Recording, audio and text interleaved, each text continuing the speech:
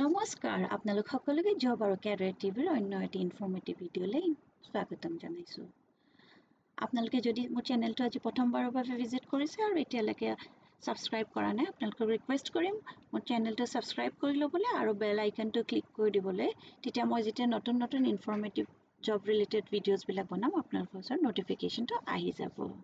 আজি যোনটো ভেকেন্সিৰ বিষয়ে মই আপোনালোকক জনাম সেইটো চাগে আপোনালোকে থাম্বনেলৰ পৰা গম পাইছে হয়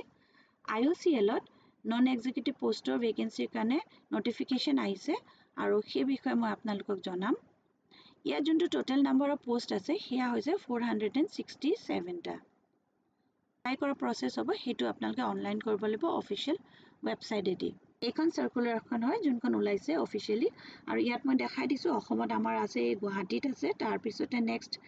আছে ডিগবৈত আছে আৰু বঙাইগাঁৱত আছে ইয়াৰ উপৰিও বাকি বহুতখিনি জায়গাত ইয়াৰ কাৰণে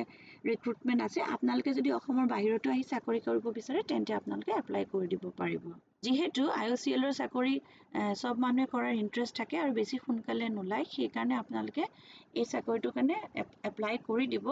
আৰু যিমান পাৰে ফ্ৰেন্ডছ আৰু ফ্যামিলিৰ মাজতো ভিডিঅটো শেয়াৰ কৰি দিব যাতে কোনোবা যদি ইন্টাৰেষ্টেড আছে তেখেতলোকে এপ্লাই কৰিব পাৰিব এই চাকৰিটোৰ কাৰণে যোনটো এপ্লিকেশন ফিজ আছে হেতু 300 रुपीस হয় এটো জেনাৰেল EWS আৰু OBC কাৰণে এন্ড NCL ক্যাটাগৰী কাৰণে আৰু বাকি SC ST PWD আৰু ECM ক্যান্ডিডেটৰ কাৰণে একো এপ্লিকেশন ফিজ নাই ইয়াৰ পিছত এজ লিমিট যোনটো দিছে হেতু 18 ইয়াৰ্ছৰ পৰা 26 ইয়াৰ্ছৰ ভিতৰত হ'ব লাগিব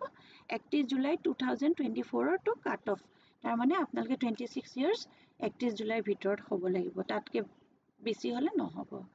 আৰু এই পোষ্ট গিটাৰ কাৰণে যোনটো এডুকেশনাল কোৱালিফিকেশন হয় হেতু 10 ক্লাস পাস কৰাৰ পিছতে হ'ব 10 ক্লাস যদি আপোনালোকে পাস কৰিছে তেতিয়া আপোনালোকে এপ্লাই কৰিব পাৰিব ইঞ্জিনিয়াৰিং ডিপ্লোমা অৰ ITI সবে এটোৰ কাৰণে এলিজিবল হয় ইয়াৰ কাৰণে এটা সিলেকশন প্ৰসেস হ'ব যত কম্পিউটাৰ বেসড টেষ্ট এটা হ'ব আৰু সেই টেষ্টৰ পিছত ফিজিক্যাল আৰু প্ৰফিচিয়েন্সি টেষ্ট হ'ব তাৰ ওপৰত ভিত্তি কৰি আপোনালোকৰ এপইন্টমেন্ট খিনি হ'ব এ টোটাল যোনটো টাইম হ'ব 20 মিনিটছৰ 120 মিনিটছৰ হ'ব আৰু এখিনি প্যাটাৰ্নটো দিয়া সাবজেক্টিভ নলেজৰ কাৰণে 75 হ'ব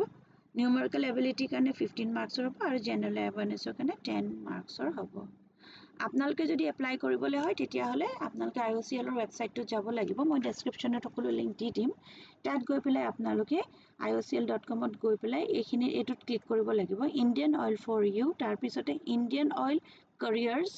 তাৰপিছত লেটেষ্ট জব ওপেনিংছত যাই ক্লিক কৰাৰ পিছতে আপোনালোকে এপ্লাই কৰিব পাৰিব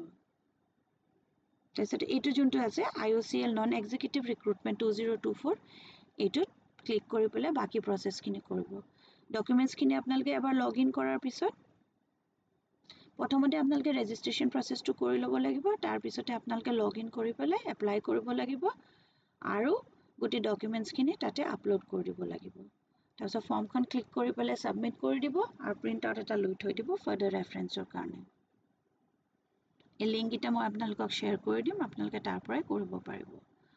এই এপ্লিকেশন প্ৰসেসটো ষ্টাৰ্ট হ'ব 22 জুলাইৰ পৰা আৰু লাষ্ট ডেট আছে 21 আগষ্টলৈকে 22 জুলাইৰ পৰা 21 আগষ্টৰ ভিতৰত আপোনালোকে ইটো কাৰণে এপ্লাই কৰি দিব পাৰিব